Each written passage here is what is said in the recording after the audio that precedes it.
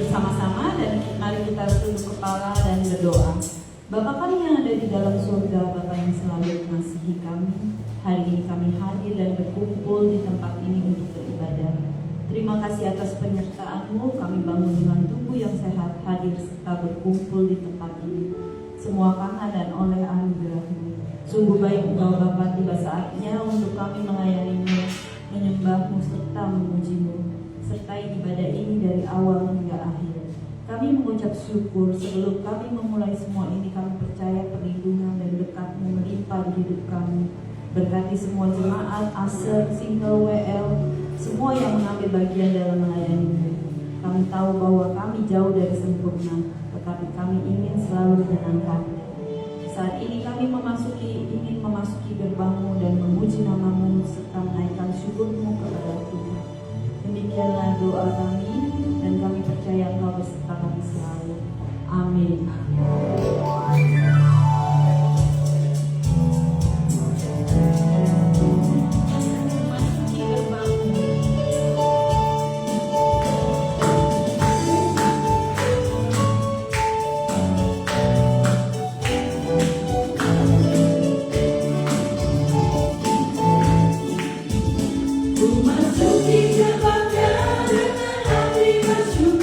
Alamatnya dengan puji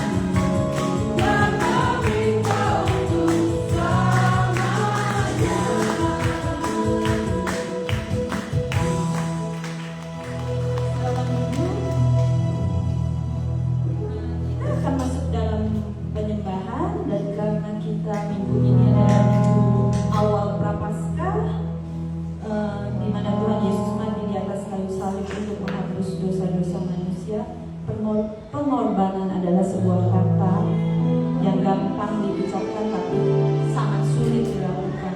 Seberapa dari kita merasa bahwa berapa besar pengorbanan yang telah kita lakukan untuk orang-orang di sekitar kita. Oleh sebab itu, karena kita tahu Tuhan Yesus berkorban sungguh besar untuk kita semua dan Tuhan yang akan membela kita, maka saya mau bilang, hiduplah berkenan untuk Tuhan. Karena sesulit apapun pergumulan masalahmu, percayalah bahwa Tuhan kita terlalu besar dan Dia akan membela saudara dan saya. Amin. Saya mau berdoa sedikit. Tuhan Yesus, pengorbananmu terlalu besar dan kami percaya seberat dan sesulit apapun masalah dalam hidupku, kami tidak khawatir. Engkau yang akan membela kami, sebab Engkau adalah Tuhan yang besar, bahkan terlalu besar bagi kami. Amin. Terlalu besar.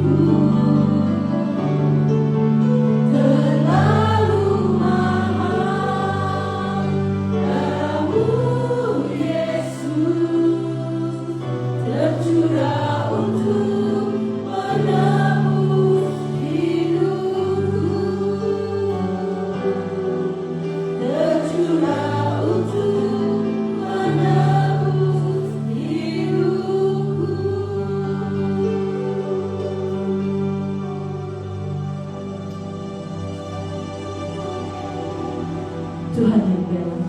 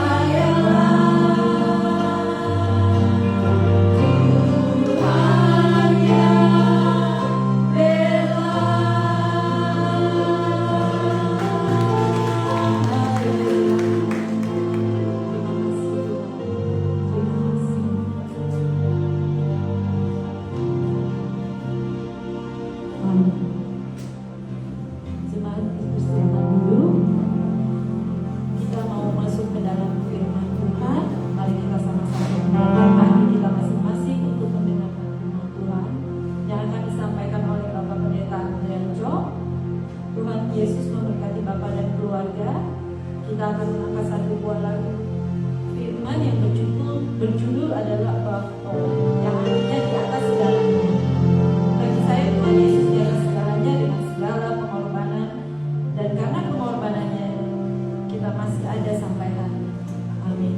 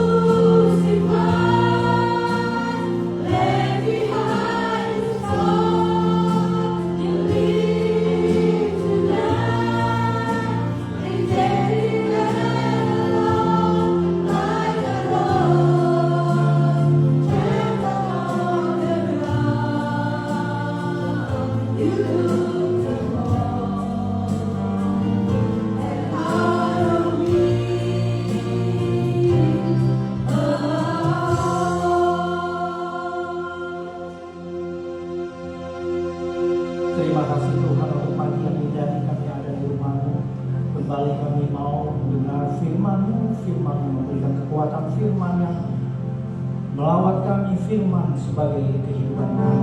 Terima kasih Tuhan, karena kami tahu kami tidak bisa berbuat apa-apa tanpa Engkau Tuhan.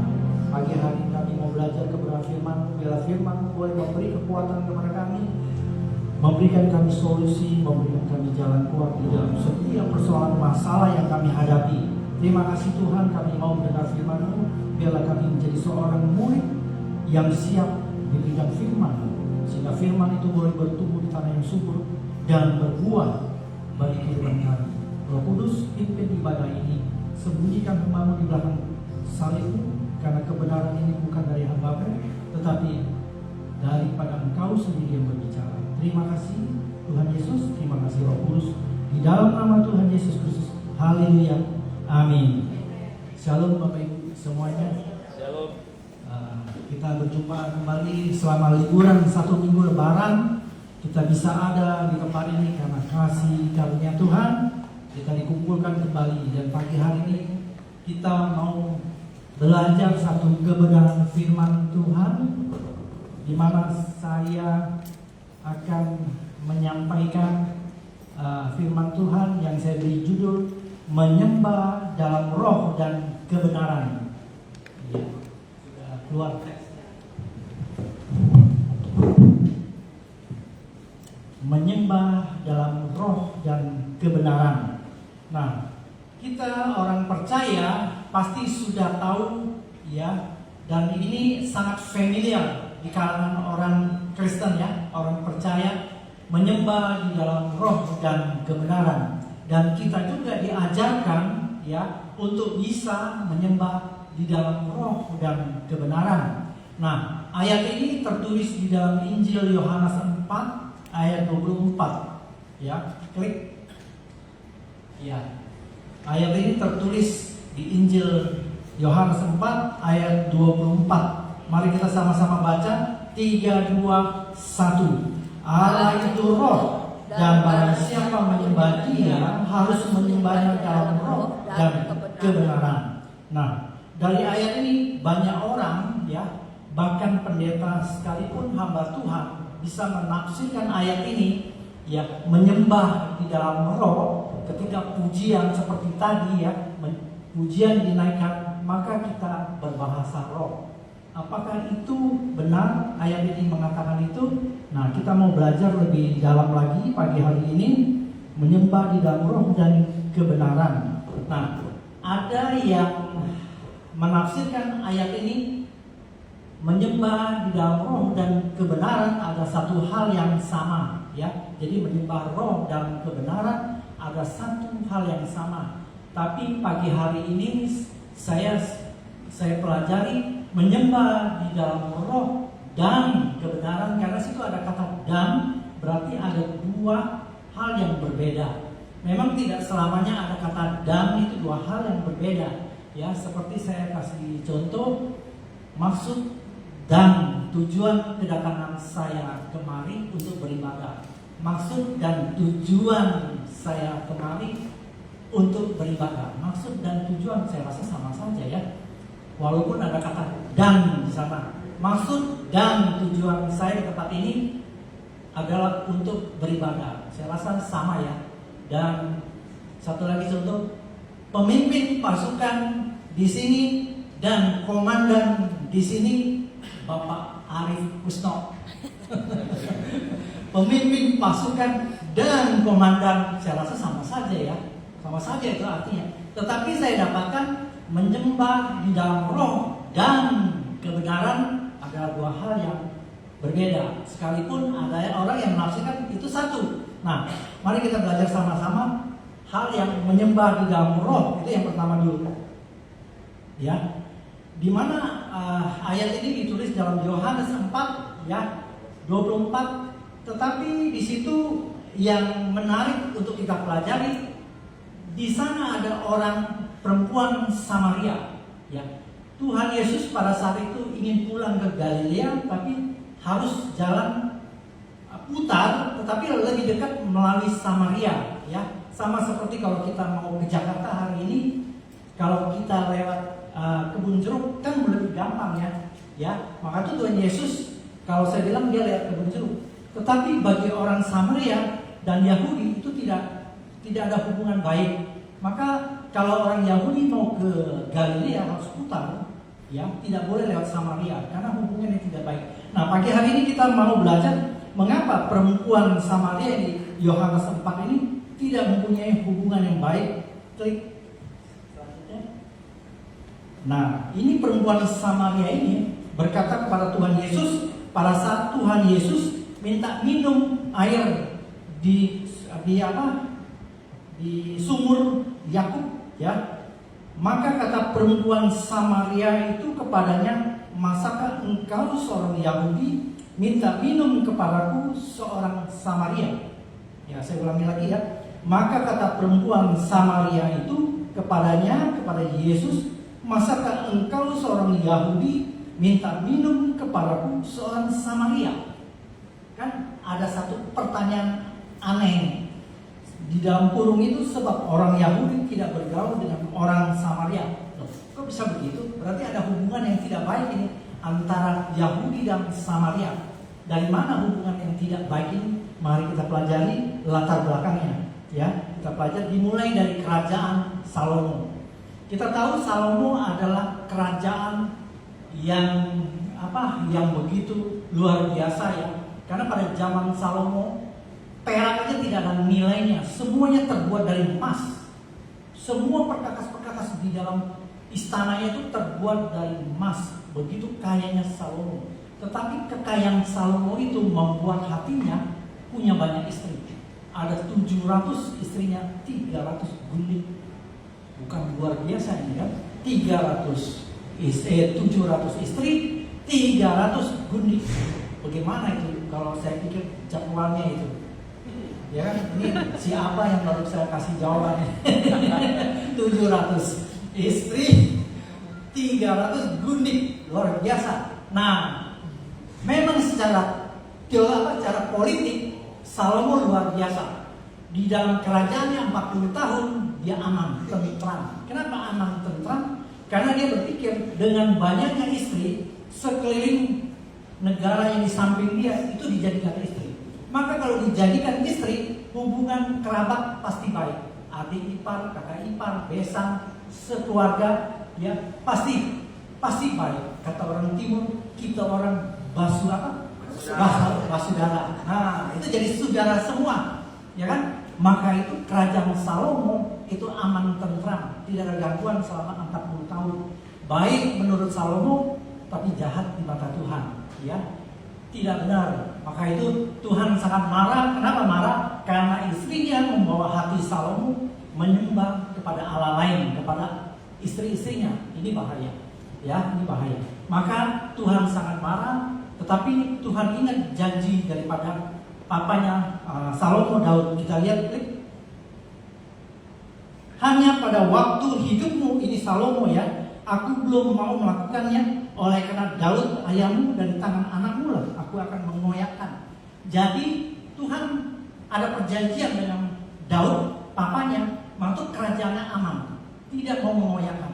Tetapi setelah Salomo mati, gantikan dengan anaknya, maka anaknya lihat akibatnya. Nah, seorang pemimpin di dalam kerajaan kalau tidak baik, maka rakyatnya harus menerima akibatnya. Ya, harus menerima akibatnya. Di dalam satu rumah tangga, kalau pemimpinnya tidak baik, pasti anaknya menerima akibatnya. Ini yang terjadi. Pola ini terus berulang kali. Nah, Tuhan tidak mau dia poligami ya. Tuhan tidak mau. Maka akhirnya pemerintahan itu turun ke anaknya yang namanya Rehabim. Maka begitu anaknya mimpin, contohnya tidak baik, maka kerajaannya akhirnya jadi kacau balau. Akhirnya kerajaan itu terpecah menjadi dua bagian. Satu ke utara yang disebut kerajaan Israel, Samaria, dengan ibu kota Samaria, dan yang di selatan dengan kerajaan Yehuda. Ada dua suku. Jadi Yehuda dan Benyamin yang ada di Yerusalem. Jadi Israel itu dari papanya itu Yakub Israel punya anak 12 ya yang ada di Mesir. Nah, 10 di Samaria, 2 di Yerusalem. Tinggal dua suku ini, ya. Yehuda dan Benyamin. Nah, dari dua suku ini akhirnya mereka dijajah oleh bangsa Babel, ya, Babilonia. Mereka ditawan, akhir kerajaannya dihancurkan, yang namanya istana Salomo itu dihancurkan, dirampas semua perkakas dari emas itu yang ada di istana itu dibawa ke Babel oleh Raja Nebukadnezar. Mereka sekarang ada di Babel, ya, orang-orang kerajaan Yehuda ditawan di sana, maka mereka sangatlah sengsara karena bukan di negeri sendiri, mereka disiksa, mereka diolok-olok, mereka segala macam karena di negeri orang. Maka orang-orang Babel mengatakan, nyanyi pujian buat kami, karena waktu ditawan itu banyak juga choir, puji-pujian yang ada di bait Salomo itu, yang di bait suci di kerajaan Salomo adalah banyak juga choir-choir penyembah-penyembah waktu zaman Salomo. Ada juga orang-orang pintar seperti Daniel, Mesak, Abednego dibawa semua ke Babel. Mereka di sana diolok-olok, dijajah, disiksa. Bahkan orang Samaria sendiri yang sudah terpecah di utara mengejek mereka, ini pasti sudah kawin campur, tidak murni lagi dari garis keturunan. Tetapi bisa kita ketahui, tetap mereka setia kepada Tuhan. Dari mana kita bisa tahu? Dari Daniel. Daniel tidak mau makan, ya, sehidangan dengan meja raja. Dia tidak mau makanan raja dan minuman raja anggur yang memabukkan. Mereka tetap setia untuk menjaga daripada imannya. Maka walaupun mereka disiksa di tempat itu, mereka tetap setia, ya. Maka pada tahun 80-an ada satu lagu, ya, lagu yang dinyanyikan Bonnie M. Bonnie M ini dari mana? Dari Amerika, ya? Judulnya Babilonia. Dari ya, judulnya By the River of Babylon, ya kan? Babylon. Sepertinya itu lagu apa? Liriknya lagu pesta. Kayaknya ya kan? dia udah mau nyanyi nih. Lagu disco, lagu diskotik, ya. Karena tahun 80-an itu saya di diskotik udah nyanyi lagu itu. Apa? Ya, itu lagu diskotik, lagu pesta, lagu gila. Apakah benar lagu itu diciptakan dengan lirik itu?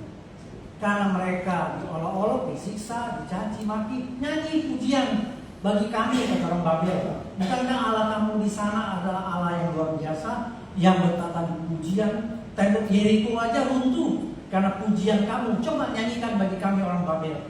Tetapi mana mungkin mereka bisa nyanyi, karena keadaan mereka dijajah di negara orang, disiksa, maka mereka tidak bisa menyanyi. Klik. Inilah ayatnya. Di tepi sungai Babel, di sanalah kita duduk sambil menangis. Apabila kita mengingat Sion, mengingat Yerusalem, pada pohon gandarusa di tempat itu kita menggantungkan kecapi kita, sebab di sanalah orang-orang menawan kita, meminta kepada kita, mendengarkan nyanyian, dan orang-orang yang menyiksa kita meminta nyanyian sukacita, nyanyian bagi kami, nyanyian dari Sion, dari Yerusalem. Bagaimanakah kita menyanyikan nyanyian Tuhan di negeri asing? Mana mungkin keadaan tertekan suruh nyanyian? Gak bisa. Yang bisa paling nyanyian apa? Penyembahan yang sedih sesuai dengan hatinya. Maka saya bisa katakan lagunya itu mungkin, ya, kalau saya boleh lirik, ya mungkin WL yang lebih tahu. Mungkin mungkin begitu, ya kan? Karena tidak mungkin menyembah ini kan dari hati, ya, menyembah ini kan dari hati, tidak mungkin. Nah, tetapi berapa tahun mereka menyembah Tuhan, ya, di Babel ini berapa tahun? Saudara tahu berapa tahun? Selama tidak lama, selama 70 tahun mereka terus menyembah Tuhan, memuji Tuhan, meminta pertolongan Tuhan supaya mereka bisa dibebaskan. 70 tahun, ya, 70 tahun lamanya mereka, ya, ada di negeri pembuangan. Klik. Inilah sebab beginilah firman Tuhan, apabila telah genap 70 tahun bagi Babel, barulah aku memperhatikan kamu akan mendapat janjiku itu kepadamu dengan mengembalikan kamu ke tempat ini, ke Yerusalem. Itulah doa mereka, ya, selama 70 tahun. Saya rasa 70 tahun sudah banyak mati, ya. Maka anak cucunya lah yang pulang, ya, ke Yerusalem. Tetapi sekarang masalahnya, ya, firman Tuhan menggenapi 70 tahun. Bagaimana cara pulangnya 70 tahun? Ya, firman ini genapi 70 tahun sudah. Bagaimana caranya untuk menggenapi firman ini supaya satu kerajaan ini, Yehuda ini bisa pulang ke Yerusalem? Nah, bagi Tuhan tidak yang mustahil ya. Bagi Tuhan tidak mustahil. Begitu masalah yang terjepit itu, Tuhan bisa menggerakkan seseorang. Ya, bahkan dia bisa menggerakkan satu kerajaan. Coba klik. Kita tahu pada saat Daniel ada di Babel, ya, Nebukadnezar bukan orang yang baik, ya. Daniel disuruh menebak mimpinya, di mana kita pernah baca di dalam mimpinya Nebukadnezar yang terakhir, di situ ditulis di dalam dinding itu mene tekel urfasis. Artinya kerajaan ini akan berakhir.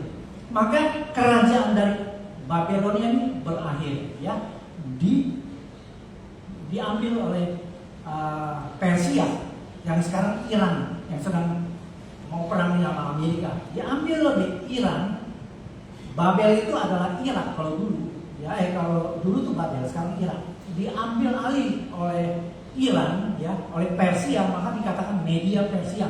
Dan kerajaan yang Tuhan gerakkan yang pertama kali adalah Kores. Nah, kita baca di Esdra 1 ayat 1, pada zaman pertama zaman Kores, raja negeri Persia, Tuhan menggerakkan hati Kores. Nah, bayangkan, Tuhan bisa menggerakkan satu kerajaan yang dipimpin. Ini kerajaan ini tidak kenal Tuhan ini, orang kafir ya, tidak mengenal Tuhan. Tapi Tuhan bisa pakai satu negara ya untuk menolong bangsa pilihannya. Raja Persia itu menggenapi firman yang diucapkan oleh Yeremia. Tadi kita sudah baca, sehingga disiarkan di seluruh kerajaan Kores secara lisan dan tulisan. Esra 2. Beginilah perintah Kores, Raja Persia. Segala kerajaan di bumi telah dikaruniakan kepadaku oleh Tuhan Allah semesta langit. Berarti negaranya adik kuasa pada zaman itu ya. Semua dikaruniakan kepada dia. Menugaskan aku untuk mendirikan rumah baginya di Yerusalem yang terletak di Yehuda. Bayangkan, satu kerajaan ini bisa Tuhan pakai untuk menggerakkan, untuk kembalikan orang Babel tawanan itu. Dan diperintahkan untuk bangun satu mendirikan rumah baginya di Yerusalem. Nah, di Esra 3 ini yang luar biasa. Pada saat mereka pulang, jaraknya cukup jauh.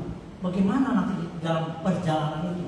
Bisa kelaparan, bisa mati, dan membangun bait sucinya bagaimana? Mereka sudah tidak punya apa-apa. Maka Tuhan, ya, di Esra 4, dan setiap orang yang tertinggal dimanapun ada sebagai pendatang harus disokong penduduk setempat dengan perak. Nah, Tuhan bukan menggerakkan saja raja, tapi menggerakkan seluruh penduduk di Persia itu untuk kasih modal bagi orang-orang tawanan ini. Bayangkan, sampai begitu detailnya Tuhan bisa menolong seseorang ya, sampai dikasih modal perak dan emas, harta benda dan ternak, di samping persembahan sukarela bagi rumah Allah yang ada di Yerusalem. Jadi mereka dikasih ya modal, kasih uang, kasih emas, kasih perak yang ada di penduduk di Persia itu untuk kembali mereka ke Yerusalem, bangunlah bait suci. Nah, dalam perjalanan mereka pulang ke Yerusalem tentu tidak sekaligus dipimpin oleh rombongan-rombongan dan dipimpin oleh 3 rombongan, maka mereka 70 tahun ada di Babel. Dalam hitungan berapa hari saja, bagaikan membalik telapak tangan, Tuhan sudah menolong mereka. Maka itu tidak ada yang mustahil. Kalau masalah kita hari ini sepertinya sulit banget, jangan khawatir ya, Tuhan itu sanggup ya. Ya, Tuhan itu sanggup 70 tahun membalikkan telapak tangan. Saudara perhatikan, klik. Nah, inilah dalam perjalanan mereka ketika Tuhan memulihkan keadaan Sion, karena kita seperti orang bermimpi. Seperti bermimpi, 70 tahun namanya tiba-tiba dipulangkan begitu saja Pak Gento. Lagunya seperti bermimpi Tuhan memulihkan Sion. Nah, kalau yang tahu lagu ini pasti ini dia. Dari situ, ya kan? Dari situ lagu ini.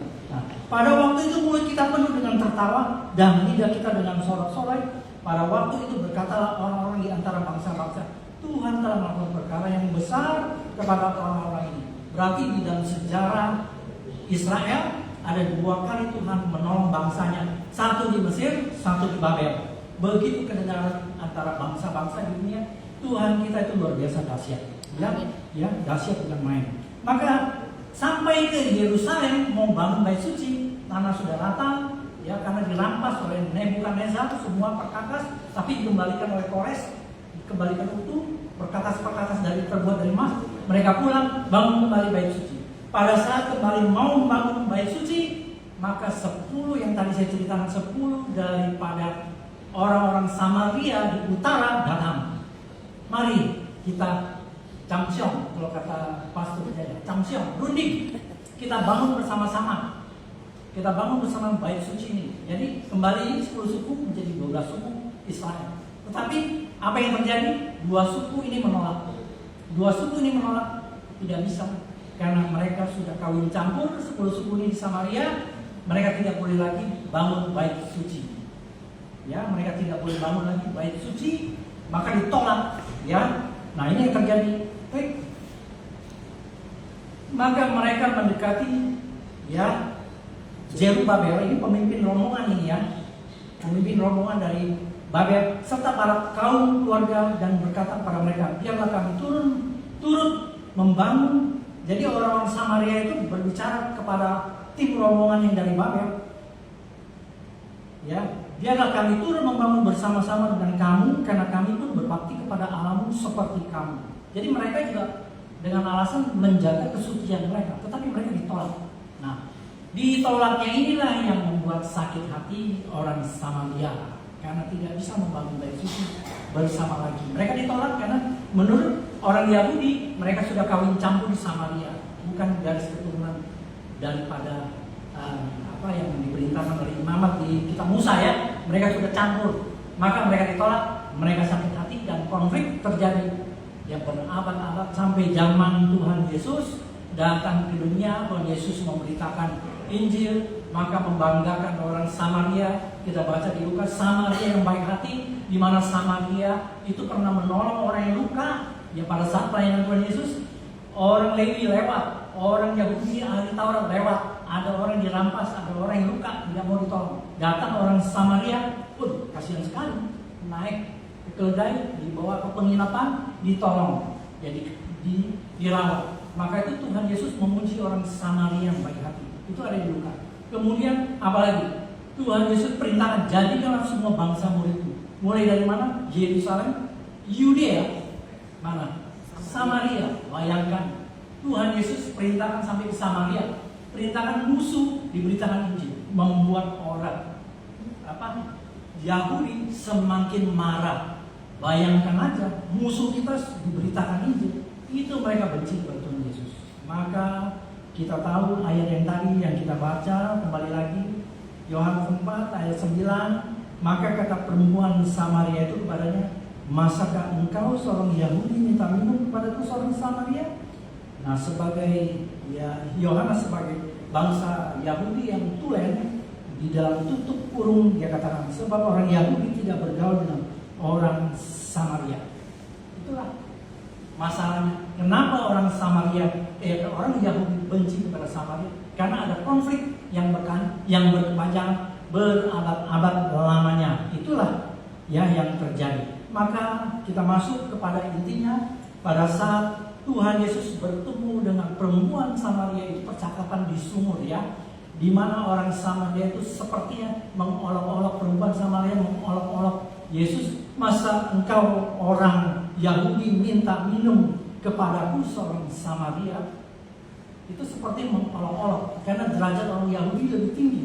Maka Tuhan Yesus dengan rendah hati ya, karena ini ada jiwa yang harus ditolong orang Samaria itu, dia merendahkan dirinya sama seperti Tuhan merendahkan dirinya pada kita untuk menolong kita, untuk menyelamatkan kita. Dia merendahkan diri, dia rela di bawah Samaria. Untuk apa? Untuk mau menyelamatkan dia. Dan situ terjadi percakapan ya. Dan akhirnya percakapan itu mengenai ibadah. Ya. Jadi perempuan ini bangga dengan ibadahnya. Dia katakan di ayat 20, di sini nggak ada ya. Nenek moyang, saya bacakan saja. Nenek moyang kami menyembah di atas gunung ini, tetapi kamu katakan bahwa Yerusalem yang tempat orang menyembah. Jadi perempuan itu mengatakan, nenek moyang kami menyembah di atas gunung ini, tetapi kamu katakan bahwa Yerusalem adalah tempat orang menyembah. Yohanes 4:21. Ya. Kata Yesus kepadanya, percaya kepadaku, hai perempuan, saatnya akan tiba bahwa kamu akan menyembah Bapa. Ya, akan menyembah Bapa, bukan di gunung ini dan bukan juga di Yerusalem. Jadi ada beberapa tempat persembahan, bukan di gunung ini, bukan juga di Yerusalem. Ada dua ya, di sini kita dapat ada dua ya, ada dua tempat penyembahan. Nah, kedatangan Yesus berjumpa dengan perempuan Samaria ini untuk meluruskan pandangan ini yang salah. Karena pandangan ini salah. Kenapa? Karena perempuan ini bangga dengan Samaria, orang Yahudi bangga dengan Yerusalem, ya, bangga dengan tempat. Jadi mereka mengotakkan Tuhan ada di Samaria, mengotakkan Tuhan ada di Yerusalem. Apakah demikian Tuhan berada di sana? Ya kan? Apakah demikian? Memang di dalam perjanjian lama Tuhan itu ada di Yerusalem. Karena ini bangsa pilihannya ada di sana. Kita bisa lihat Daniel 3. Dalam kamar atasnya ada tingkap-tingkap yang terbuka ke arah Yerusalem. 3 kali sehari ia berlutut berdoa serta memuji Allah seperti biasa dilakukan. Dalam kamar atasnya ada tingkap menghadap Yerusalem. 3 kali sehari Daniel berdoa. Memang dulu menghadap ke Yerusalem, ya kan? Menghadap dalam perjanjian lama itu istimewa.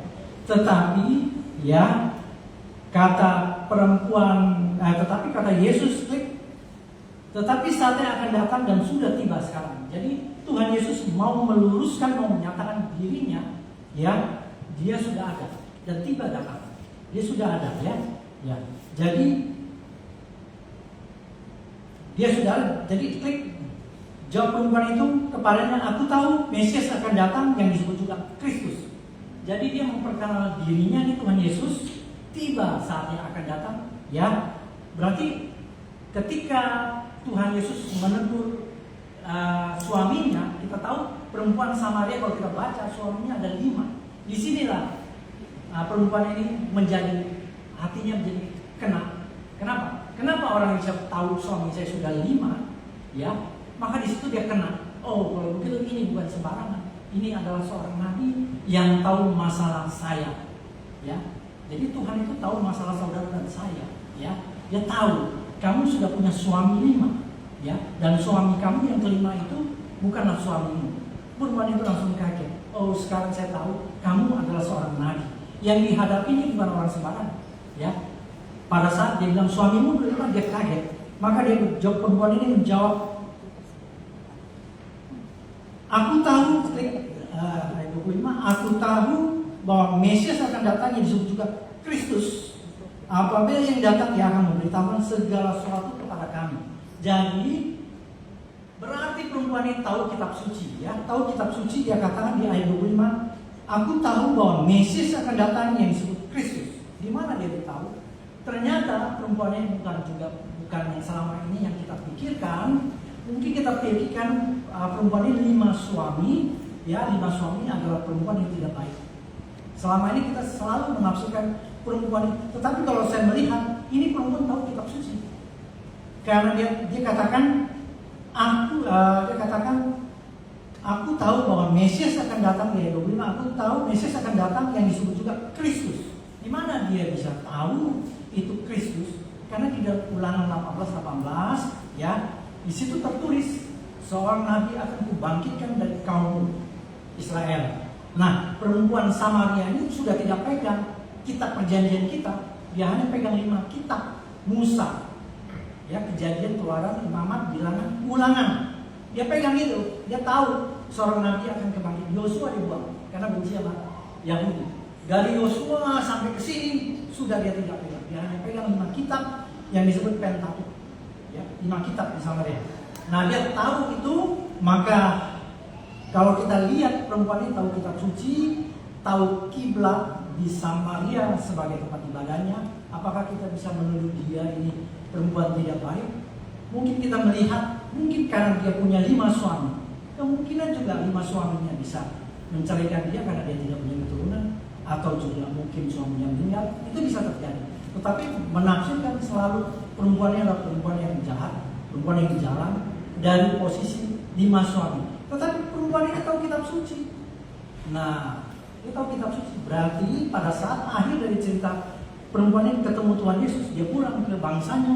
Apa yang dilakukan? Dia beritakan firman Tuhan. Semua orang percaya kepada dia. Kalau dia tidak benar, orang tidak mau dengar. Kalau dia seorang PSK, ya, seorang yang tidak baik, orang tidak akan dengar omongan dia. Tapi orang dengar. Saudara baca baik-baik di perempuan sama. Begitu dia pulang ke negaranya, dia beritakan Injil, semua percaya. Coba. Nah, jadi kata Yesus kepadanya, akulah, kata Yesus kepadanya, akulah dia. Sekarang aku tahu, ya tadi 25, sekarang aku tahu engkau adalah Mesias. Kata Yesus kepadanya, akulah dia. Jadi perempuan ini sangat beruntung sudah melihat Tuhan, sekalipun dalam bentuk manusia, inkarnasi manusia, ya, dalam bentuk manusia. Akulah dia, yang kalau di dalam perjanjian lama, apa yang disebut Yod, He, Vav, He, ya. Ini agak, kalau kita agak belajar ini memang agak sulit. Nah ini saya kalau kita hari ini harus banyak belajar firman Tuhan, ya, seperti doktrin daripada Tritunggal, ya. Tuhan Yesus ini menunjukkan dirinya, ya, sebagai manusia. Itu inkarnasi dari Bapa di surga, firman yang menjadi manusia, ya. Dia tunjukkan kepada perempuan, inilah aku, ya, inilah aku. Yang kalau kita bilang ini tetragrammaton, ya, inilah aku, ya, inilah aku.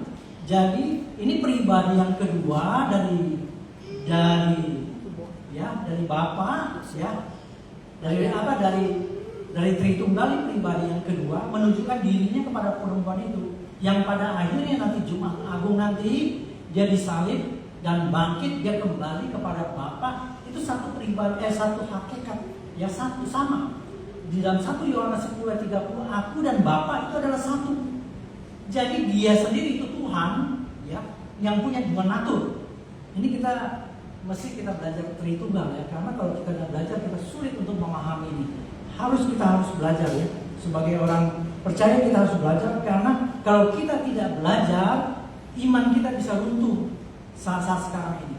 Bisa runtuh, ya kan? Kalau kita hanya belajar praktis, pada saat ada masalah kamu tidak kuat. Ya, praktis, ketawa ketiri, praktis saja, tidak ada berita salib, tidak kuat. Imanmu akan runtuh. Maka itu kita mesti tahu siapa itu Tuhan Yesus. Nah, Allah itu roh. Di dalam Yohanes 4:24 kita kembali lagi yang pertama, Allah itu roh. Apa ini maksud Allah itu roh? Allah itu tidak kelihatan. Jadi ini bukan bahasa roh, ya. Allah itu tidak kelihatan. Allah itu roh. Tadi saya sudah kata, ketika Yesus disalibkan, mati dan bangkit kembali, Allah itu roh. Jadi sudah tidak ada lagi, hanya ada Roh Kudus di dunia ini, pribadi yang ketiga. Allah itu roh, ya kan? Allah itu roh. Jadi Allah itu roh. Bagaimana? Allah itu tidak kelihatan. Allah itu ada di mana saja. Ya, banyak orang beranggapan, wah, gereja yang besar itu hadirat Tuhan luar biasa, penyembahannya luar biasa. Ya, tidak bisa begitu. Tuhan itu roh. Jadi Tuhan itu ada di mana? Tuhan juga ada di sini. Karena dia roh, ya. Jangan mengkultuskan tempat-tempat yang istimewa. Tuhan ada di sana, tidak bisa. Tuhan juga ada di sini. Nah, kalau kita sudah mengerti Allah itu roh, Tuhan itu ada di mana-mana. Ada yang percaya, di sana gua-gua yang hebat itu ada hadirat Tuhan. Tidak bisa. Mungkin di sana juga ada, di sini juga ada. Jadi bagaimana kita menyembah? Nanti kita masuk lebih dalam. Bagaimana kita menyembah Dia? Nah, Tuhan itu roh. Kalau Tuhan itu roh, jangan main-main sama hidup ini. Dimanapun Dia ada. Bukan di sini saja. Pada saat kita pulang di rumah, Dia pun ada. Pada saat kita kerja, Dia pun ada. Pada saat kita melakukan kejahatan, dosa, selingkuh, berzina, Dia di sana. Allah itu roh. Hati-hati. Jangan main-main. Allah ini roh, ya. Dia tahu segalanya, ya. Dia tahu segalanya. Memang selama ini kita berpikir Allah itu ada di sana saja, kiblat seperti agama sebelah. Allah itu ada di sana. Karena dia mau ketemu Allah harus lihat kiblat. Wah, ke sana dulu hadapnya. Di sini berarti nggak ada Allah. Ya kan?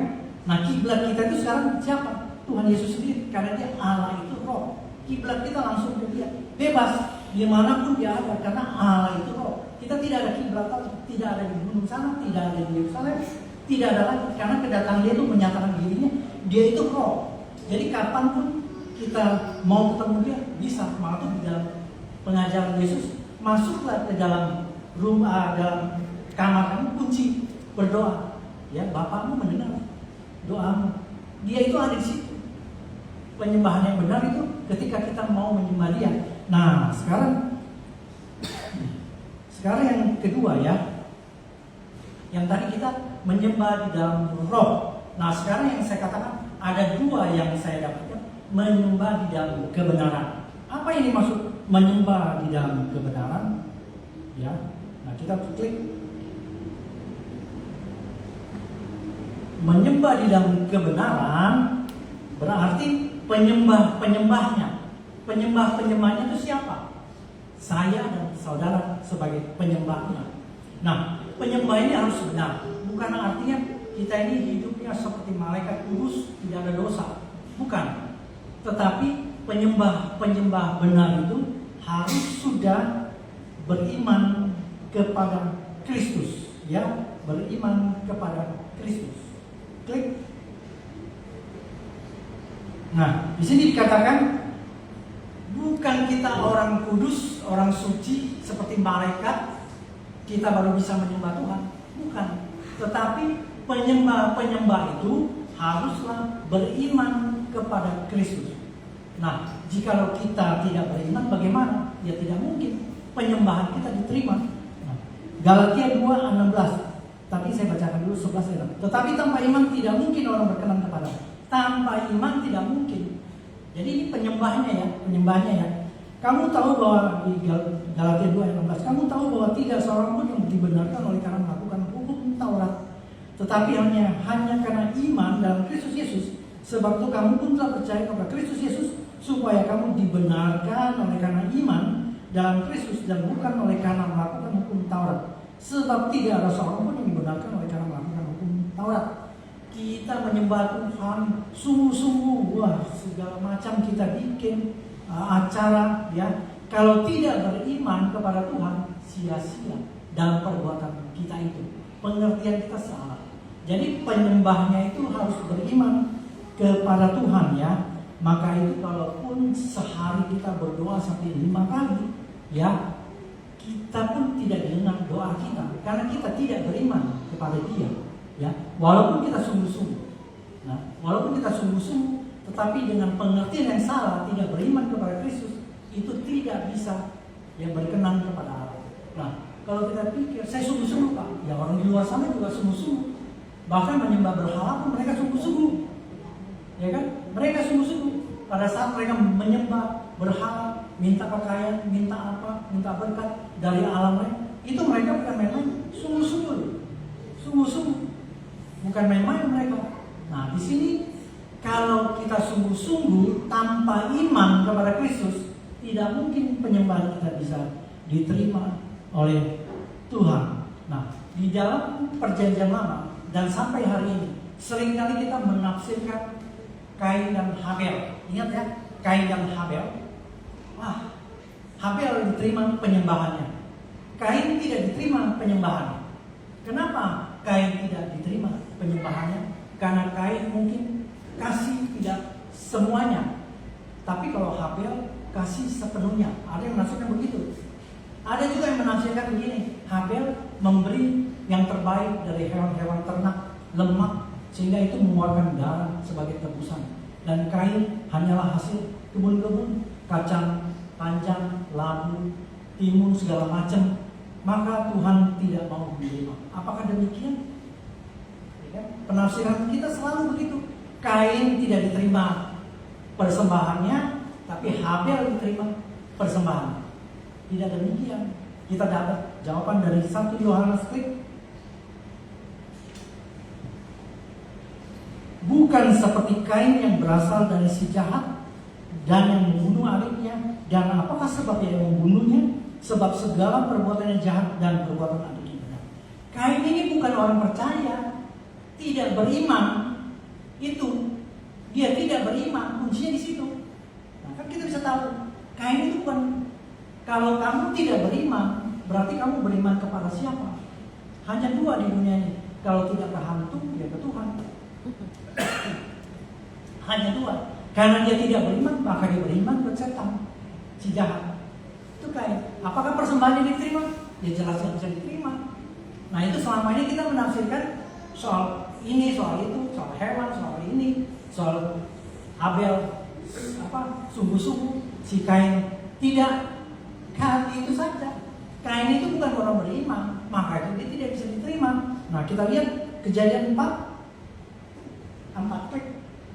Nah di sini kita bisa tahu, ya Kejadian 4 ayat 4. Habel dimulai dari Habel, bukan dimulai dari persembahan. Persembahan Habel, Tuhan lihat persembahan kamu. Tapi di sini dimulai dari siapa? Si penyembahnya. Tuhan menghendaki penyembah di dalam roh kebenaran. Barang siapa menyembah, nah, barang siapa itu orangnya. Tuhan menghendaki penyembah. Nah, Habel mempersembahkan korban persembahan dari anak sulung kambing dombanya, jangan lemah-lemah. Maka orang menafsirkan itu. Maka Tuhan mengindahkan Habel dan korban persembahan. Bukan, tapi kita sudah dapat jawabannya. Habel, Tuhan lihat orangnya dulu. Kali ini tidak terbalik. Habel itu orangnya dulu. Nah, di ayat kelima, tetapi Kain tidak dikatakan persembahan Kain. Kain, ya kan? Kain, korban persembahan tidak diindahkan. Lalu Kain menjadi sangat panas. Jadi Tuhan melihat si penyembahnya. Kitanya dulu dibenarkan. Ya, kalau kita dibenarkan, maka ujian penyembahan kita, hadirat Tuhan pasti turun. Nah, hari ini kita belajar beriman kepada Tuhan, bukan saja beriman. Kalau kamu beriman kepada Tuhan, berarti kamu melakukan apa yang menjadi kebenarannya. Pada saat kamu melakukan kebenarannya, maka pada saat kamu menyembah, pasti saya jamin hadirat Tuhan, lawatan Tuhan terjadi luar biasa. Inilah kuncinya. Penyembahannya itu harus beriman. Walaupun saudara sungguh-sungguh menyembah Tuhan, pagi-pagi sudah datang ke gereja. Semua kegiatan gereja diikutin. Mulai dari A sampai Z diikutin semua. Sungguh-sungguh kamu melayani Tuhan. Tetapi kamu tidak beriman. Beriman Pak, tapi kamu tidak melakukan apa yang difirmankan. Kamu tidak bisa berkenan kepada Tuhan. Nah, kalau kita bilang, wah saya ini orang berdosa Pak, mana mungkin penyembahan saya diterima. Ingat ya, satu kisah Daud. Sekalipun dosamu merah ya, seperti kirmiji kata firman Tuhan, akan seperti salju dibuatnya, ya kan, putih seperti salju. Nah kita tahu Daud ya, Daud itu orang sangat berdosa, ya. Dia ambil istri orang, dia tidur istri orang, suaminya itu dibunuh sama dia, ya. Karena Daud itu punya perwira namanya Uria, ditaruh di medan perang, bunuh itu Uria supaya saya nggak ketahuan. Istrinya saya ambil, saya hamili. Dia ketahuan. Dia berapa kurang ajar nih Daud. Kan jahat kan? Saudara pernah lakukan ini? Kan tidak kan? Pernah lakukan seperti Daud? Ya, mengambil istri orang, tidur di istri orang, kemudian suaminya saudara bunuh. Ada di sini. Tidak ada saudara lebih baik dari Daud. Ya kan? Lebih baik dari antara dua ini. Mungkin saudara tidak lakukan itu, membunuh apalagi. Tapi kalau yang satu, ya, berzina, selingkuh, saya tidak tahu. Ya, tapi Daud melakukan kedua-duanya itu. Ya, berapa jahatnya Daud. Tetapi apa? Tuhan menegur dia. Barang siapa yang kukasihi, ku tegur, ku hajar, ya, supaya dia bertobat. Ya, relakan hatimu untuk dibentuk dan bertobat. Nah, Daud mau bertobat. Apa yang dikatakan Tuhan bagi Daud? Ya, saya undang WL Singer untuk maju. Nah, apa yang dilakukan Daud? Dia berbalik kepada Tuhan, ya. Dia melakukan firman-Nya. Dia kembali, dan Alkitab mencatat di dalam Kisah Para Rasul 13:22. Kisah Rasul 13:22. Ini orang jahat ini, Raja Daud orang jahat, bukan orang baik. Ya. Tentang Daud, aku telah menyatakan, aku telah mendapat Daud bin Isai, seorang yang berkenan di hatiku dan yang melakukan segala kehendak. Bayangkan, Ini seorang penjahat. Ketika dia berbalik dan melakukan kebenaran firman-Nya, Tuhan sangat berkenan kepada Daud. Ya kan? Dosa kita tuh gak seberat Daud, tapi Tuhan berkenan kepada dia. Kenapa bisa begitu? Karena dia berbalik. Oleh karena itu, kalau kita sudah tahu Allah itu roh, ya, dia ada di mana-mana. Hati-hati kita ini, dia bisa melihat segalanya. Apapun yang kita lakukan. Satu hari saya pernah bangun tertidur, saat tidur, ya, saya bangun, seperti kamar saya itu, ya ukuran segini lah, 4 kali 4. Saya melihat ada satu mata, bola mata besar sekali. Waduh, saya kaget sekali. Kok seperti ada bola mata di atas plafon ini? Mata siapa? Ya saya percaya itu mata Tuhan sedang melihat saya. Demikian mata itu mungkin melihat kita semua ya. Karena Allah itu roh. Dia ada di mana saja bisa melihat kita. Dan kalau dia Allah roh, hati-hati dengan hidup kita ini. Saya sudah katakan, jangan main-main dengan hidup ini. Dia tahu segalanya, apa yang kita lakukan. Dan supaya kita berkenan kepada dia, kita menyembah dia dan kebenaran. Artinya kita harus dibenarkan. Ya, kita tidak bisa, ya, dengan perbuatan kita bisa berkenan kepada Tuhan. Hanya Tuhan yang bisa benarkan. Maka itu sebagai orang Kristen itu harus beriman. Tanpa iman, keselamatan pun itu tidak bisa dapat. Karena iman ini adalah inti daripada kekristenan. Di luar dari sana adalah intinya perbuatan baik. Tapi kalau kita sebagai orang Kristen berinti pada iman, apapun semuanya berinti pada iman. Karena dengan iman kita berkenan kepada Allah. Amin. Karena itu jika saudara beriman, pasti penyembahan Tuhan, hadirat Tuhan ada di tengah-tengah ini. Terima kasih Tuhan. Mari kita nyanyikan satu pujian.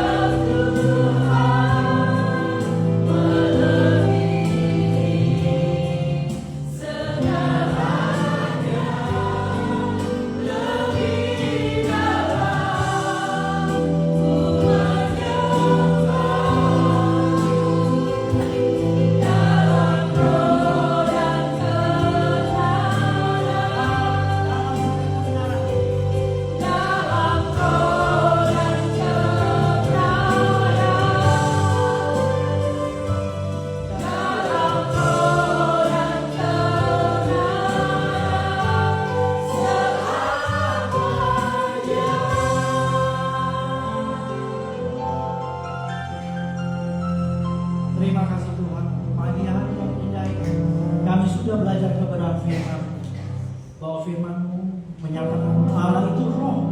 Tidak ada yang kebetulan di dunia ini. Semua Allah tahu segalanya. Segala persoalan masalah Allah tahu. Pertanyaan, apakah kita hidup sesuai yang Dia mau? Jikalau iya, maka kita adalah penyembah yang benar. Allah mencari penyembah yang benar itu. Pagi hari ini biarlah kami menjadi penyembah-Mu yang benar, supaya kami boleh berkenan di hati. Terima kasih untuk kebenaran firman-Mu. Ini lawatan-Mu, urapan-Mu turun senantiasa atas kami. Pada saat kami menyembah Engkau, kami mau melakukan dari apa yang Kau firmankan.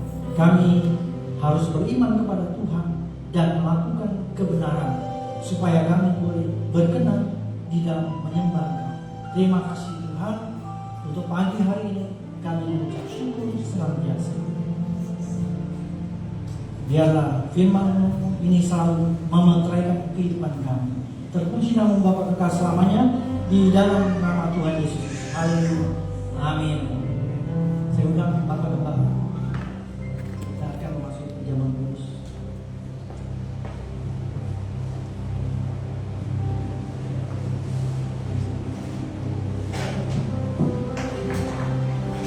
Baik, Bapak Ibu diberkati pagi hari ini, amin. Kita sangat diberkati oleh firman-Nya. Dan hari ini mari kita siapkan hati kita akan masuk dalam perjamuan kudus, Bapak Ibu Saudara. Saya mengundang para hamba Tuhan yang melayani maju ke depan. Ya, tim gembala di sana.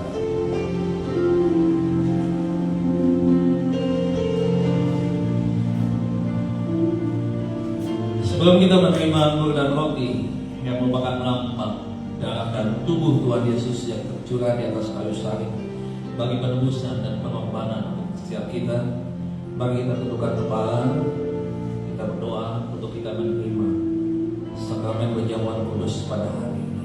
Allah Bapa di dalam sorga, Tuhan yang kami kenal di dalam nama Tuhan Yesus, terpujilah nama-Mu kekal sampai selama-lamanya. Dan hari ini Tuhan, kami boleh datang mengucap syukur untuk segala kebaikan yang Tuhan nyatakan bagi kami. Sebentar kami akan menerima anggur dan roti sebagai simbol lambang darah Tuhan dan tubuh Tuhan yang telah diserahkan bagi pengampunan bagi setiap kami.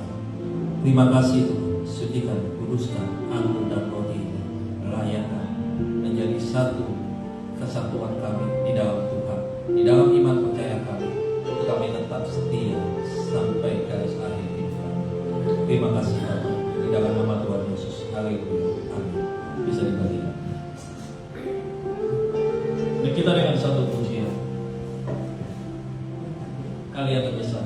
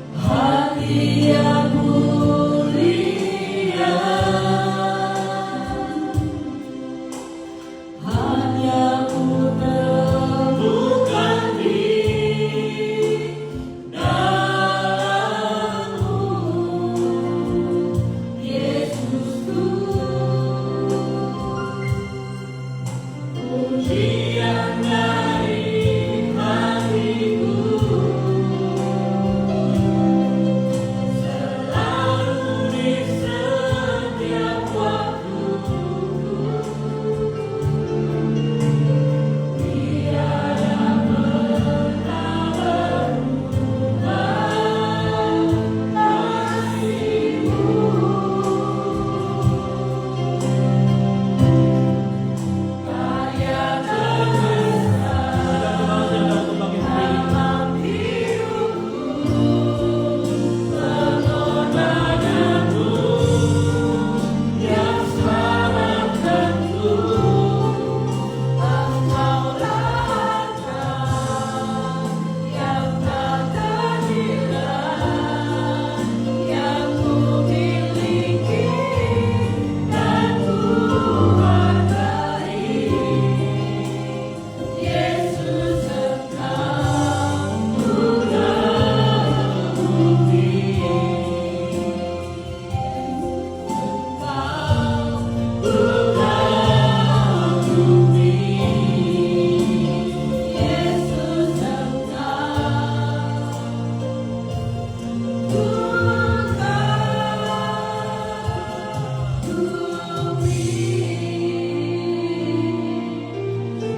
menerima anggur dan roti, Bapak Ibu Saudara, mari kita mendengar apa yang Tuhan sampaikan kepada kita.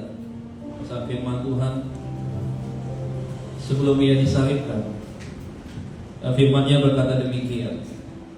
Maka kata Yesus kepada mereka, Aku berkata kepadamu, sesungguhnya jika kamu tidak makan daging anak manusia dan minum darahnya, kamu tidak mempunyai hidup di dalam dirimu. Barang siapa makan dagingku dan minum darahku, ia mempunyai hidup yang kekal, dan aku akan membangkitkan dia pada akhir zaman. Mari kita angkat roti di tangan kanan kita, Bapak Ibu Saudara. Sebab apa yang telah kuteruskan kepadamu telah aku terima dari Tuhan, yaitu bahwa Tuhan Yesus pada malam waktu ia diserahkan mengambil roti, dan sesudah itu ia mengucap syukur atasnya. Ia memecah-mecahkannya dan berkata, Inilah tubuhku yang diserahkan bagi kamu, perbuatlah ini menjadi peringatan akan aku. Mari kita makan dengan ucapan syukur di dalam nama Tuhan Yesus Kristus.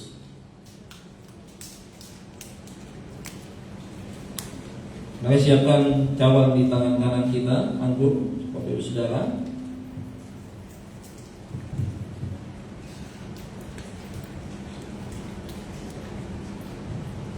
Mari kita angkat tinggi-tinggi di hadapan Tuhan.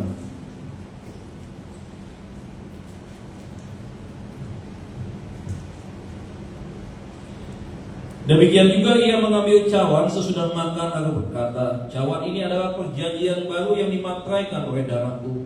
Perbuatlah ini setiap kali kamu meminumnya, menjadi peringatan akan aku. Mari kita minum dengan ucapan syukur di dalam nama Tuhan Yesus Kristus. Haleluya, haleluya. Siapa dulu kembali Bapak Ibu Saudara. Mari kita naikkan syukur kita di hadapan Tuhan. Haleluya.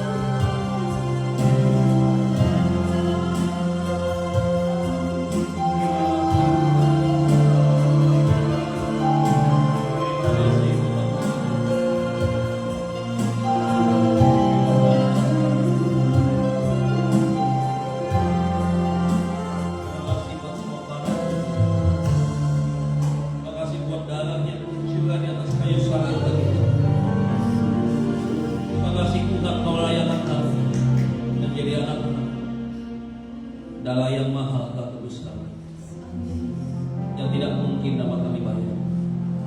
Tuhan, kami mau tetap setia melakukan apa yang diperintahkan kita. Kami mau tahu, kami mau melakukan bagian kami, karena kami tahu kalau kami ada sebagaimana kami sampai hari ini, itu semua karena Tuhan. ada satupun yang kami banggakan di dalam hidup selain Kau saja.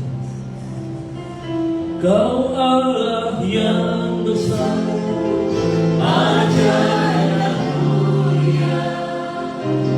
Kau Yesus yang selalu membantu dan masukkan segala pujian bagimu ya Tuhan. Hanya Kau yang layak Tuhan.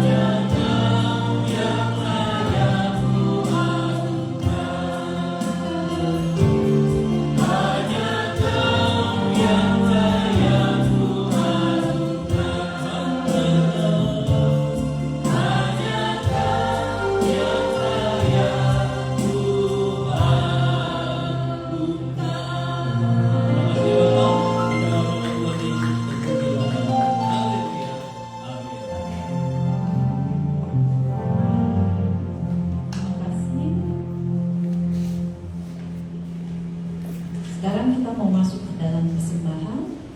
Hari ini ada 2 kantong persembahan, yang satu persembahan umum dan satu lagi persembahan diakonia yang untuk membantu dalam hal kesulitan serta kebukaan. Sebelum itu mari kita masuk ke dalam doa. Bapa, tiba saatnya kami akan menabur seperti firman-Mu berkata bahwa selama bumi masih ada, takkan berhenti-henti musim menabur dan menuai, dingin dan panas, kemarau dan hujan, siang dan malam. Berkati tangan-tangan yang memberi berapapun nilainya, Engkau akan memberkati berlimpah-limpah. Tuhan sanggup memberikan berkat-Nya yang luar biasa. Terima kasih untuk hari-hari sebelumnya dan sertai hari-hari kami selanjutnya. Dan kami percaya bahwa tidak ada yang mustahil bagimu. Inilah doa kami, dan bagi orang yang percaya katakan amin. Amin.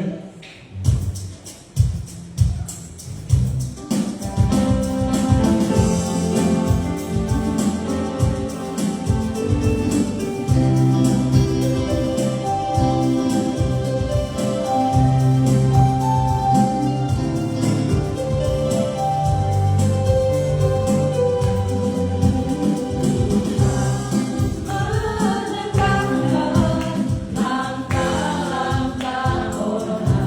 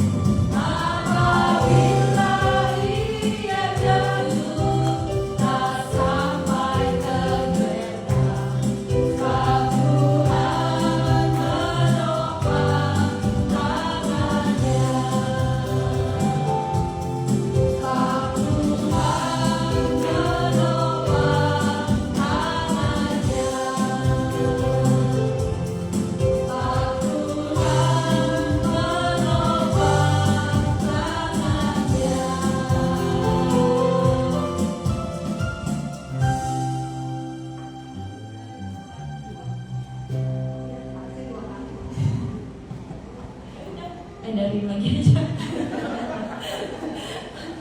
Maaf Bapak Ibu, hari ini kantong persembahannya cuma satu, jadi gantian dulu karena ketinggalan. Yang satu untuk diakonia ya Bapak Ibu, yang satu untuk kas gereja. Mari memberi dengan hati yang penuh sukacita. Musik aja, musik.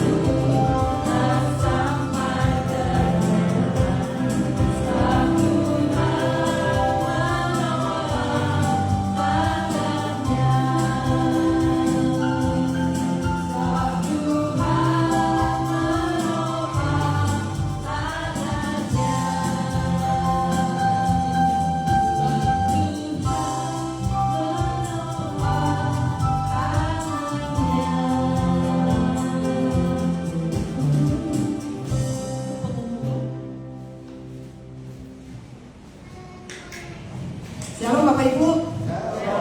Semangat. Terima kasih buat persembahannya. Ada kesalahan teknik, kantongnya ketinggalan satu. Gak masalah ya. Tuhan Yesus berkati. Terima kasih buat hambanya yang sudah menyampaikan isi hati Tuhan hari ini. Kita akan hidup di dalam roh dan kebenaran. Jangan pernah berhenti berdoa sampai mujizat terjadi. Amin. Saya melihat banyak yang baru nih, wajah-wajah baru. Nah, selamat datang untuk kehadirannya Bapak Ibu. Hari ini luar biasa, saya diberkati juga. Saya undang untuk minggu-minggu selanjutnya untuk beribadah di tempat ini ya. Selanjutnya, ada namanya udah disebut tuh. Menara Doa masih diliburkan untuk sampai nanti tanggal 14 April. Menara Doa dan Kota Tua diliburkan masih ya, karena masih suasana Lebaran. Minal aidin wal faizin ya, sebenarnya kita harus ini masih memaafkan. Nah, minggu depan kita akan dilayani oleh Evangelis Yohana hari Kartini nih. Jadi kita pakai baju Kartini gitu ya, pakai kebaya. Nah, kita pakai kebaya. Ya, kimono. Nah, ini juga ada Yusuf Arimatea, program kedukaan yang mau bergabung silakan sebulannya 10.000. Kalau kita ada keluarga yang untuk membutuhkan boleh bergabung. Nanti kita difasilitasi peti mati, benar ya, peti mati dan kuburannya, gitu ya. Tapi itu semuanya pasti akan pulang. Nah, field trip nih. Yang bulan Juni kita akan pergi ke Subang. Siapa yang punya baju bekas ya tapi masih layak pakai atau yang masih baru boleh nanti kita bawa ke sana. Mungkin ada TV, handphone atau yang lain yang belum dipakai, yang nggak dipakai juga boleh ya. Kayak misalkan kompor gas gitu boleh itu. Kalau yang nggak dipakai di rumah udah kebanyakan ya. Nah, pelayanan konseling sama Bapak Gembala kita dan Wakil Gembala yang hari ini bertugas di Maruga. Nah, ini mendoakan untuk orang sakit, ucapan syukur atau pernikahan, apa saja yang mau didoakan boleh hubungin Gembala kita dan wakilnya ya. Nah, yang mau menabur kalau misalkan jual rumah udah laku terus mau perpuluhan, nah silakan di sini. Yang mau menabur boleh ke sini, mau yang ke diakonia juga boleh, ke Andrean, ke Bapak Gembala juga bisa ya. Ya, yang mau dibaptis, yang belum dibaptis, daftar. Kita akan segera adakan baptisan. Terima kasih, Tuhan Yesus memberkati. Bapak Ibu, hari ini saya mau sedikit pamit karena saya ada tugas sementara. Saya dan suami saya akan izin selama beberapa bulan karena saya mau membantu anak saya di Jepang. Jadi anak saya 2, 1 cowok, 1 cewek. Jadi anak saya ini baru buka usaha sebulan yang lalu. Jadi dia minta bantuan saya untuk bantuin di sana selama beberapa bulan. Saya berterima kasih untuk teman-teman sepelayanan di tempat ini yang begitu luar biasa. Berat juga walaupun cuma beberapa bulan. Terutama teman-teman saya.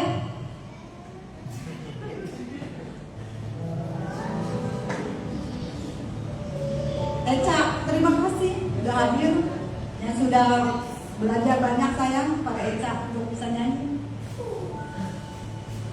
Untuk teman-teman semua,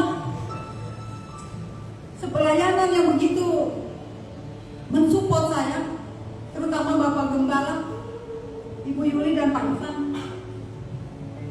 Saya bersyukur saya bisa ditempatkan di tempat ini.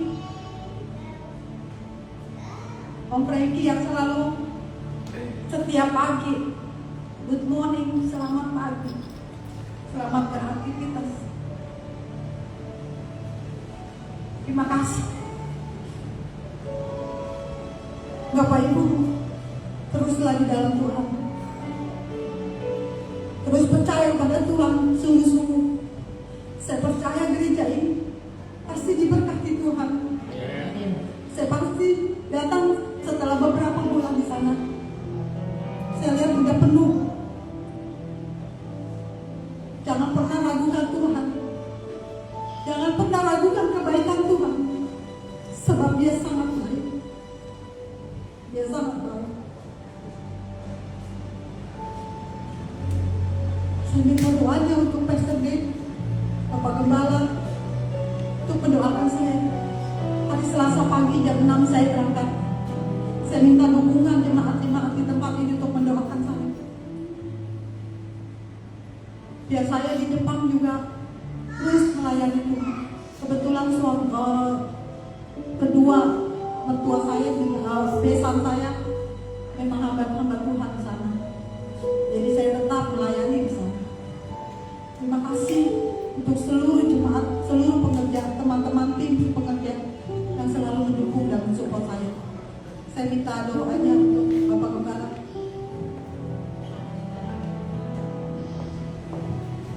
Tim Gembala saya untuk depan Pastor Rafael Sendri.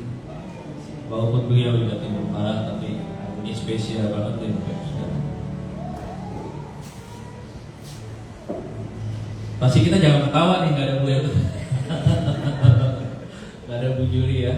Biasanya kita sering kali tertawa. Ya.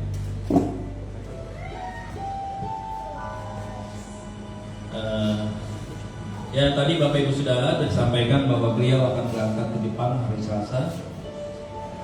Tentunya kita sebagai saudara seiman akan mendukung dan terus mendoakan beliau selama di sana. Bukan hanya apa yang ia kerjakan kita doakan, tapi juga supaya kehidupan beliau sebagai anak Tuhan juga berdampak di Jepang. Jadi Bapak Ibu yang mau daftar, mau berangkat, boleh. Di Sandy bisa nyusul nanti. Ibu bisa mampir. Ya mari kita berdoa. Bapak Ibu, mari angkat kedua tangan kita, tangan kita, panggil tangan beliau yang akan berangkat pada hari Selasa. Kau Allah yang terlalu baik bagi kami Tuhan. Terima kasih buat perkenanan kehadiran Tuhan di tengah-tengah kami. Hari ini Tuhan, di tengah-tengah ibadah kami mendoakan kedua hamba-Mu yang akan berangkat menuju ke Jepang. Tuhan, Engkau melihat Tuhan bagaimana hati hamba-Mu melayani, tidak hanya di tempat ini, Kami semua tim pengembala di tempat ini, para pelayan Tuhan dan juga setiap jemaat di tempat ini akan terus mendoakan kedua hamba-Mu yang nanti akan ada di Jepang, khususnya di kota Kanagawa Tuhan. Tuhan, hamba berdoa kiranya Tuhan, pada hari Selasa nanti Engkau menyertai, melindungi dan menjaga Tuhan kedua hamba-Mu ini selama ada di sana. Tuhan, kami tahu Engkau mengasihi kedua hamba-Mu ini. Itu sebabnya Tuhan, kami tim pengembalaan dan semua saudara-saudara kami yang hadir hari ini mendoakan kiranya berangkatlah ke Jepang, ke kota di mana Kau akan tuju, dengan damai sejahtera, dengan pimpinan hikmat daripada Tuhan. Itu sebabnya kami berdoa Tuhan, Engkau yang sendiri ya Tuhan hadir di dalam pesawat yang nanti akan ditumpangi Tuhan, pesawat Jaya yang akan berangkat jam 6 pagi waktu Indonesia dan akan tiba di Jepang pada sore hari. Kau berkati Tuhan penerbangan yang akan berlangsung Tuhan dari Jakarta sampai di Tokyo nanti Tuhan, di Narita. Kami percaya Tuhan, semua dibuat lancar, tidak ada delay, tidak ada gangguan apapun juga Tuhan, hal-hal teknis yang ada di Jakarta Tuhan. Dan kami berdoa selama penerbangan cuaca yang terbaik Tuhan berikan.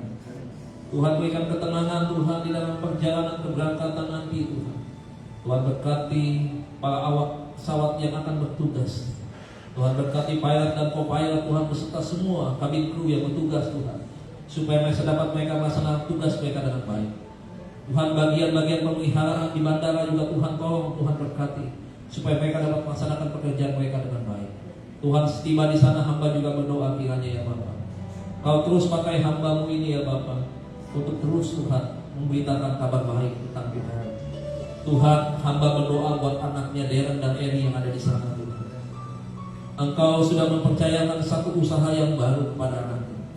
Itu sebabnya Tuhan, kami semua hamba-hamba Tuhan berdoa kiranya bisnisnya akan menjadi bisnis yang diberkati Tuhan, akan semakin maju dan akan semakin banyak memberikan keuntungan yang terbaik. Kami percaya Tuhan, ketika bisnis ini dimulai dengan nama Tuhan, maka kami percaya ada pemeliharaan Tuhan, ada berkat Tuhan yang tercurah di sana.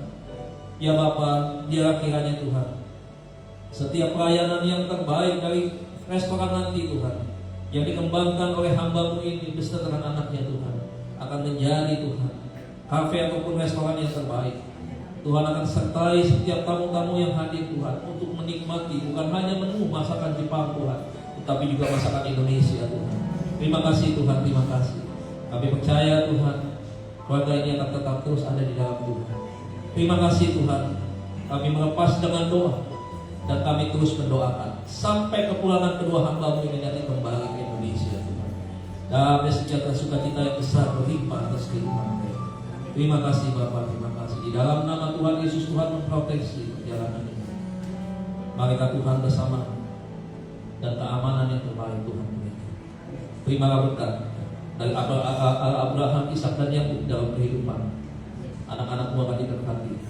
Apapun yang mereka kerjakan semua menyenangkan nama Tuhan. Di dalam nama Tuhan Yesus, berkat Tuhan menyertai Pastor Juliati, Pastor Andrea, dalam nama Tuhan Yesus, dalam nama Tuhan Yesus. Bapak, terima kasih Tuhan, inilah doa yang kami naikkan sebagai doa yang tentunya Tuhan dengan hati yang penuh dengan sukacita melepas hamba-Mu ini kembali di depan. Terima kasih Bapak, kami percaya di dalam nama Tuhan Yesus kami berdoa. Amin.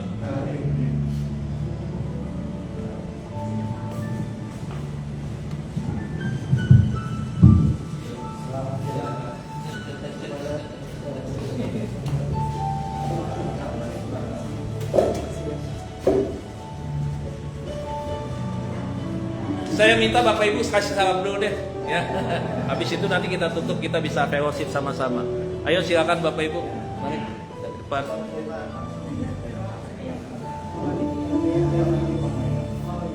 Ayo Bapak Ibu, yang mau nitip rengginang boleh. Rengginang kayaknya di Bandung.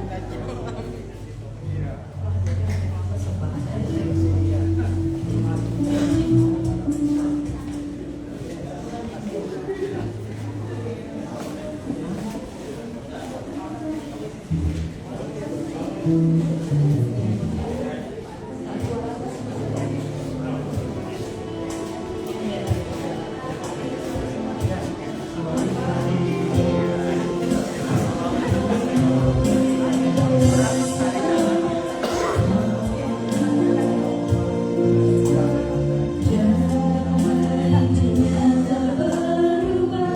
sulung.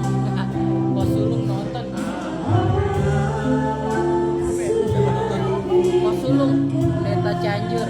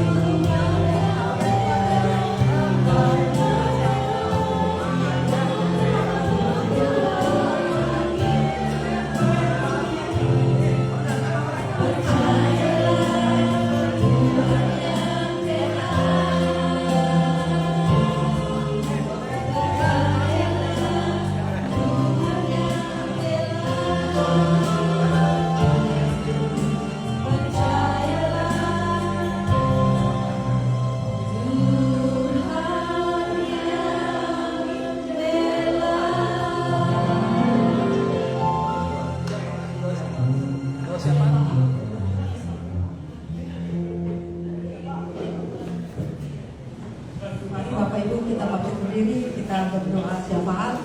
Kita akan mengakhiri ibadah kita pada pagi hari ini.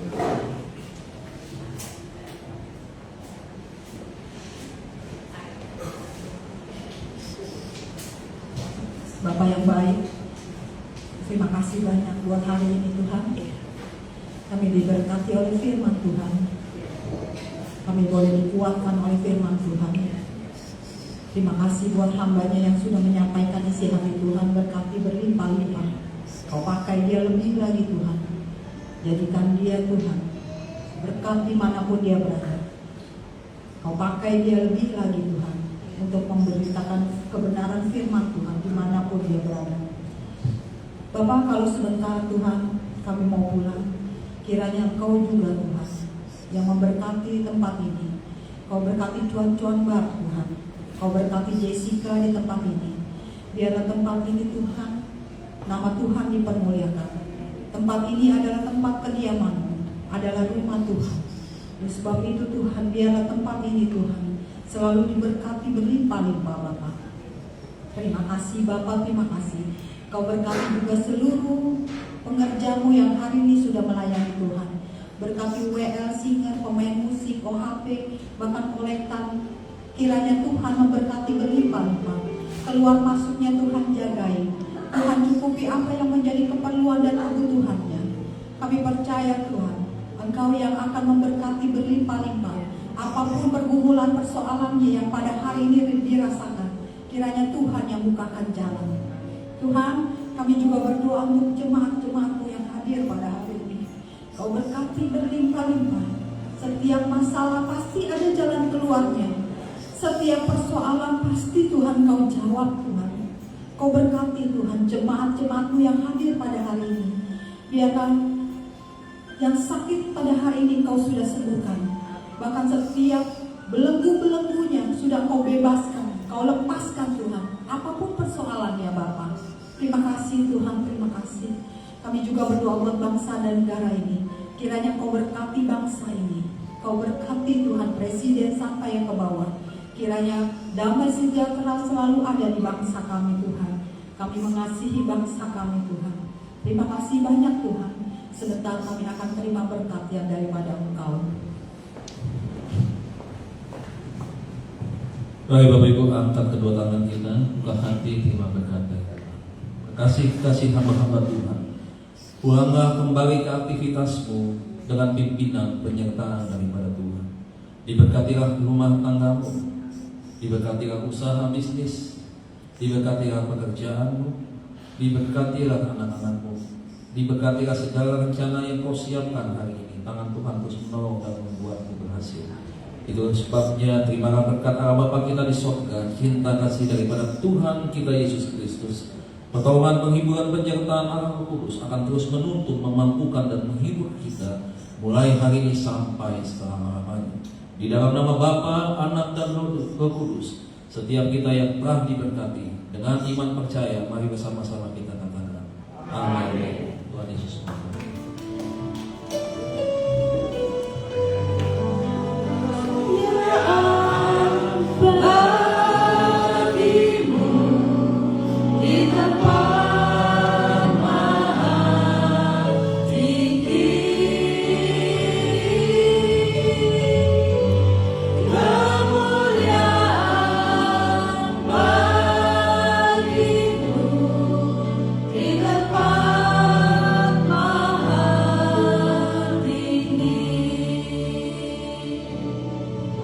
Di